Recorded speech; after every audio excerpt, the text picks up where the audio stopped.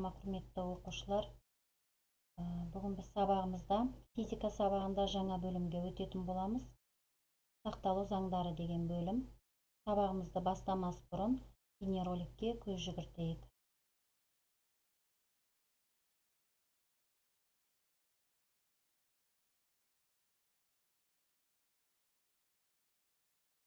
Жақсы, бұл бейнероликтен не көрдіңіздер? Машиналардың соқтығысқаны дұрыс айтасыздар.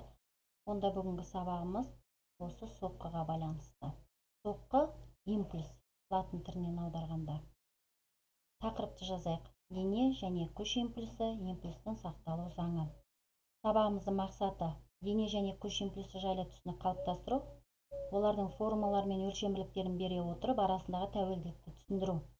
Импульсін сақталу заңына анықтама беру, серпімді және серпімсіз соқтығысу есептерінде импульсін сақталу заңын қолдану. Импульс екіге бөлінеді: дене және күш импульсі болып. Дене импульсінің бағыты әрдайым дененің қозғалыс жылдамдығымен бағыттас. Дене импульсі дененің массасы мен оның қозғалыс жылдамдығының көбейтіндісіне тең. Шауып бара жатқан аттың массасы жылдамдығы болады. Екеуінің көбейтіндісі импульсті береді. Тура сол сияқты қозғалыстағы дененің массасы мен жылдамдығының көбейтіндісі дене импульсін береді екен. Белгіленуі: П әрпі, формуласы М көбейтілген В, өлшем бірлігі килограмм метр бөлінген секунд. Қай дененің массасы үлкен болса, сол дененің алатын импульсі үлкен болады екен. Күш импульсі өзінің аты айтып тұрғандай күш және оған әрекет етуге кеткен уақыттың көбейтіндісіне тең екен. Күш импульсінің белгіленуі И әрпімен белгіленеді. Формуласы F көбейтілген Т, өлшем бірлігі Ньютон көбейтілген секунд. Неғұрлым көбірек күш жұмсалса, соғұрлым алатын күш импульсі де үлкенірек болады дегенді білдіреді. Күш импульсі мен дене импульсінің арасындағы тәуелділікті тағайындау үшін Ньютонның екінші заңын жазайық. Ньютонның екінші заңы F-тен ма. Бұл жердегі М масса, А дегеніміз жылдамдық шапшаңдығын сипаттайтын физикалық шама, үдеу. Формуласын қойып түрлендіреміз. Сол кезде МВ деген әсерлесуден кейінгі дененің импульсі болса, МВ0 деген әсерлесуге дейінгі дененің импульсі. Сонда қорытындылап келгенде дене импульсінің өзгерісі күш импульсіне тең деген өрнекті береді екен. Сонымен қорытындылай келгенде импульс, дене импульсі, күш импульсі болып бөлінеді екен. Қорытындысында күш импульсі дене импульсінің өзгерісіне тең. Импульсінің сақталу заңы тұйық жүйедегі денелердің кез келген әрекеттесулерінде олардың импульстерінің геометриялық қосындысы тұрақты болады екен. Мынау әрекеттескенге дейінгі екі дененің импульстерінің қосындысы әрекеттескеннен кейінгі денелердің импульстерінің қосындысына тең. Әрекеттескеннен кейін олардың массалары өзгеріссіз, жылдамдықтары өзгереді екен. Импульсінің сақталу заңы серпімді соқтығыс үшін және серпімсіз соқтығыс үшін қолданылады екен. Жеке тоқталатын болсақ, серпімді соқтығыс. Серпімді соқтығыс, денелердің серпімді соқтығыстан соң жылдамдықтары жаңа мәнге ие болады екен. Яғни, серпімді соқтығыс үшін денелердің импульстерінің сақталу заңы мына өрнекпен өрнектелінеді.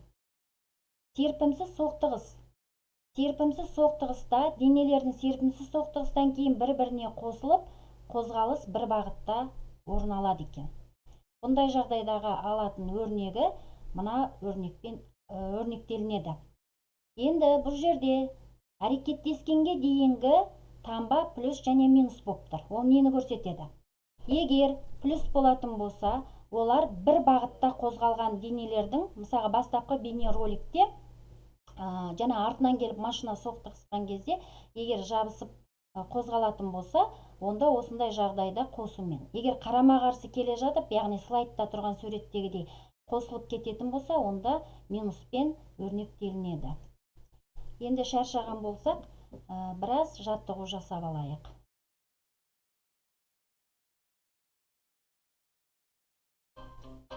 Сәлем балалар, қазір біз көзге арналған жаттығулар жасаймыз. Басымызды бұрмай, көзімізбен оңға және солға. Оңға, солға. 1, 2, 1, 2, 1, 2.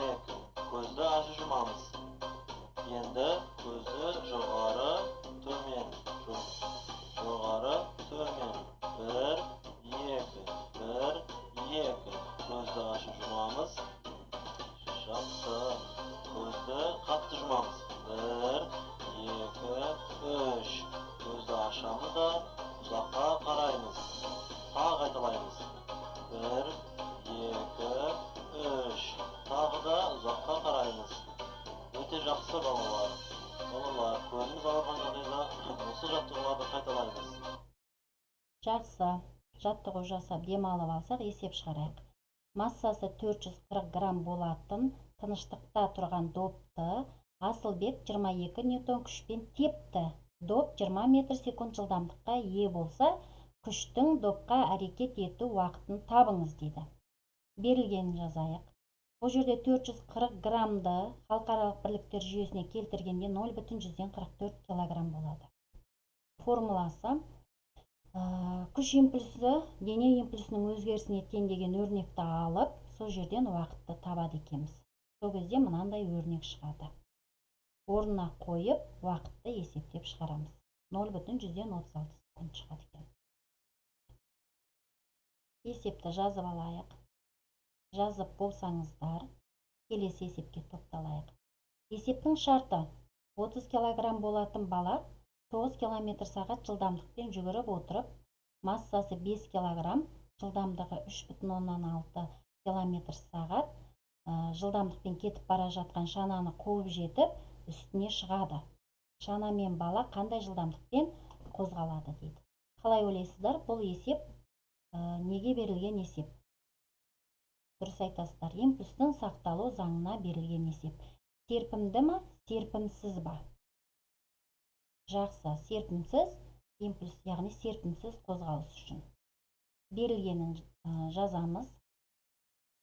Бұл жерде жылдамдықтарды халықаралық бірліктер жүйесіне келтіріп аламыз. Енді импульстің сақталу заңы болғаннан кейін соқтығысқанға дейінгі импульсті жазамыз. Соқтығыстан кейінгі импульсті жазамыз. Содан барып импульстің сақталу заңы шығады. Өрнекті жазғаннан кейін, ол жердегі әрекеттескеннен кейінгі жылдамдықтың формуласын жазып алып, есептейміз. Сол кезде жылдамдығы шана мен бала бірге 2,71 метр секунд жылдамдықпен қозғалады екен.